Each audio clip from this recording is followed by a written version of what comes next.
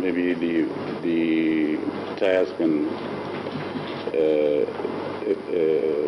break away from explode, and the debris can fly away and cause some damage to the skin of the aircraft.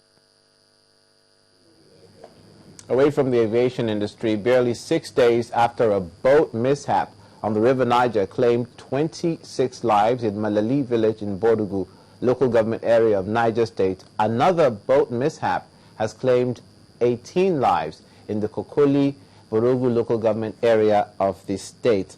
The latest incident occurred at about 4 p.m. yesterday when a commercial boat conveying about 80 traders from Kokoli to Ulukami split into and capsized in the River Niger.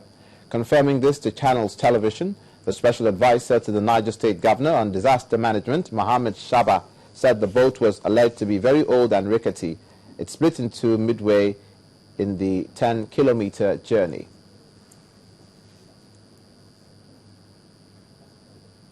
The constitution of a Committee on National Dialogue by President Jonathan may have received wide condemnation from Nigerians, but the leader of the opposition, the All Progressive Congress, Mr. Bola Tinubu, says the action is a contradiction and display of dishonesty.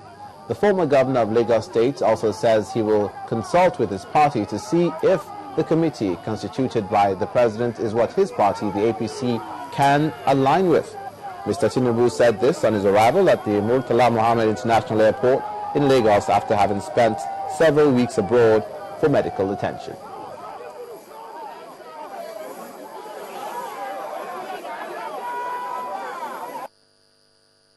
Let us first of all ask a series of questions I'm yet to address and consult with my party, but I see a contradiction here.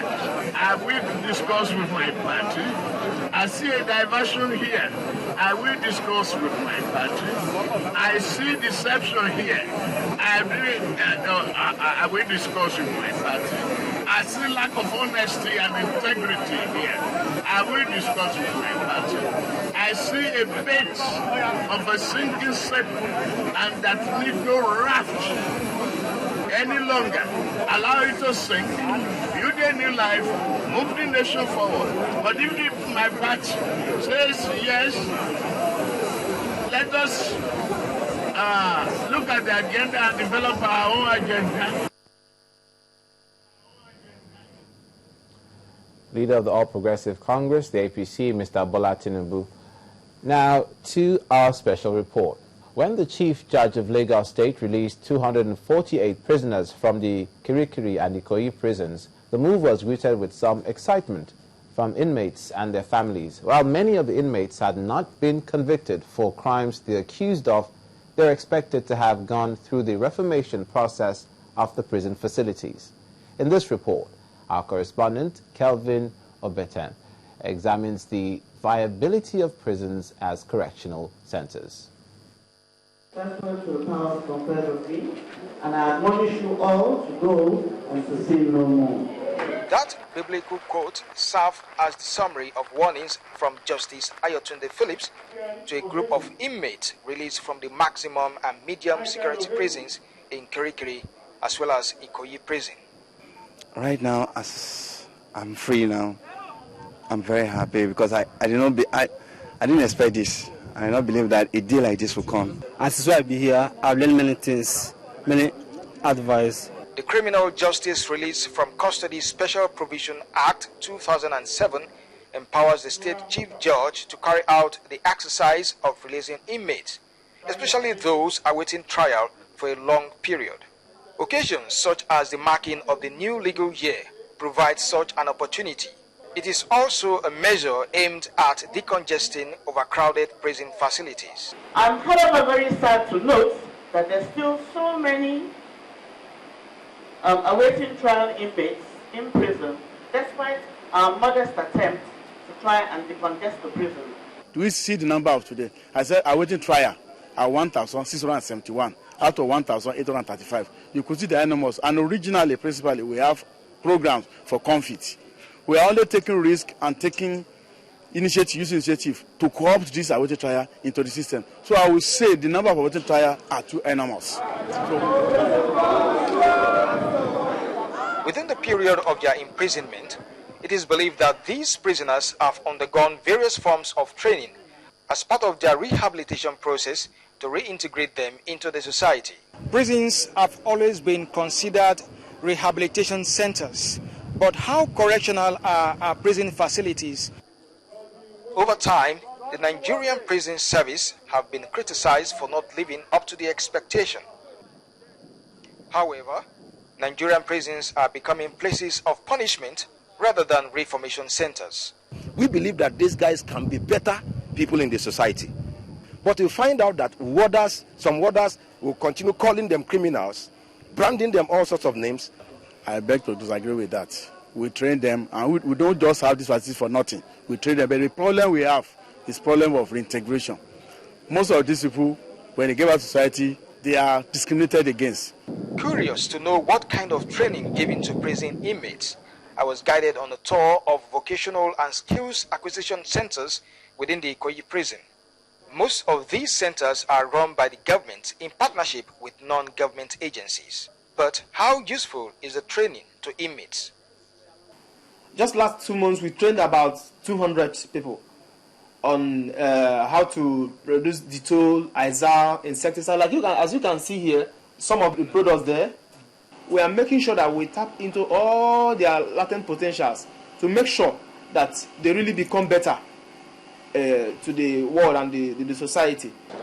In 2012, the Nigerian Prison Service was renamed the Nigerian Prisons and Correctional Service to underscore the humane aspect of the reform focus of prisons administration and to conform to provisions in the international instruments.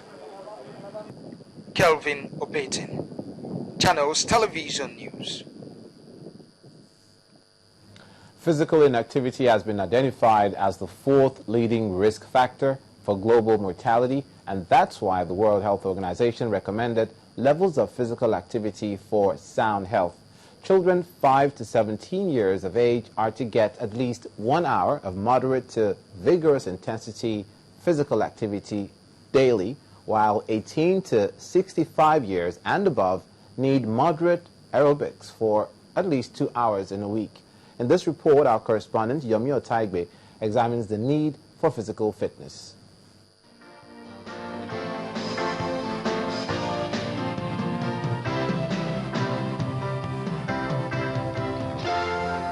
Regular physical activities such as walking, cycling, jogging, or even participating in general sports has health benefits, and you don't have to be overweight or obese to be a part of it.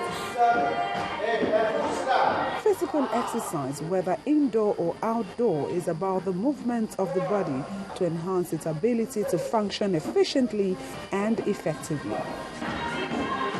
Exercise has a way of boosting your fitness. So it doesn't matter whether you're big or you're slim. Everybody needs exercise. Children need exercises, adults need exercises, elderly need exercises, everybody needs exercises. But the only difference is the intensity matters. It's actually very, very necessary and very, very good because it has a way of helping you stay away from sicknesses and diseases. It has a way of helping you curb problems of heart attacks and even diabetes and all others. Before you engage in any exercises, you need to see your doctor. He's going to certify you okay, whether you're okay or you're not okay to start. So, aside from the general body exercise, which other parts of the body need extra workout? To prevent heart diseases and to boost the heart circulation, the exercises that are actually necessary are dance aerobics, any aerobics, step aerobics, dance aerobics. You can also do the walk on the treadmill. The treadmill walk is actually a very good cardiovascular endurance exercise. The tummy is actually a very difficult area to work on. After childbirth, and you find out that most men, because they eat late night meals, their stomach usually bulges out. It's actually a very difficult area to work on. So we prescribe that you do your abdominal exercises. Crunches is working on the upper abdominals. and at the same time you're not straining the muscles of your neck, and that one really works maximally on the upper abdominals. Fine, you can be feeling a little pains here and there, but it's better to kill that stage where the pain, when you start having the pain, that is where the exercise